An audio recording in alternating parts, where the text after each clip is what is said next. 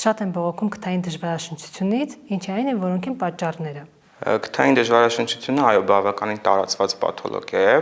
Պատճառները բազմաթիվ են։ Ամենատարածված պատճառներից դա քթի միջնապատի դեֆորմացիաներն են, խեցիների հիպերտրոֆիաները, ադենոիդ վեգետացիաները, պոլիպները քթի խոռոչի։ Որ դեպքում է առաջանում քթի միջնապատի դեֆորմացիա։ Քթի միջնապատի դեֆորմացիայի առաջացման բազմաթիվ պատճառներ կան։ Մարդկանց մոտ տարածված պատճառը տրավմատիկ պատճառն է։ Հաճախ պացիենտները նույնպես ասում են, որ զարմանում են, որ որտեղից իրենց միջնապատի դեֆորմացիա, ասում են երբեք տրավմա չենք ունեցել,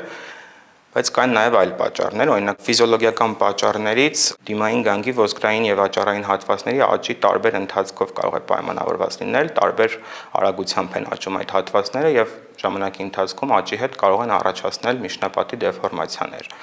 Միջնապատի դեֆորմացիան կարող է լինել նաև փոխհատուցողական, երբ քթի խոռոչում տարբեր պաթոլոգիաներ կարող են առաջացնել միջնապատի դեֆորմացիաներ, օրինակ պոլիպները ճնշելով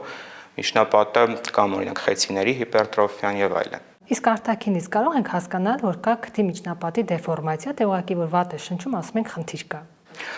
Արտաքինը այդքան պայմանավորված չէ արտաքինով դժվարաշնչությունը, արտաքինից բավականին գեղեցիկ ուղիղ քիթը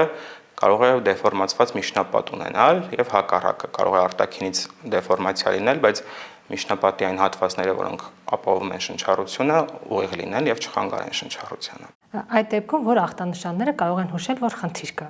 Ամենահաճախակի ախտանշաններից դրան գլխացավերն են քթային դժվարաշնչության ժամանակ, հոգնածությունը, գիշերային խռմփոցները, քնի խանգարումները,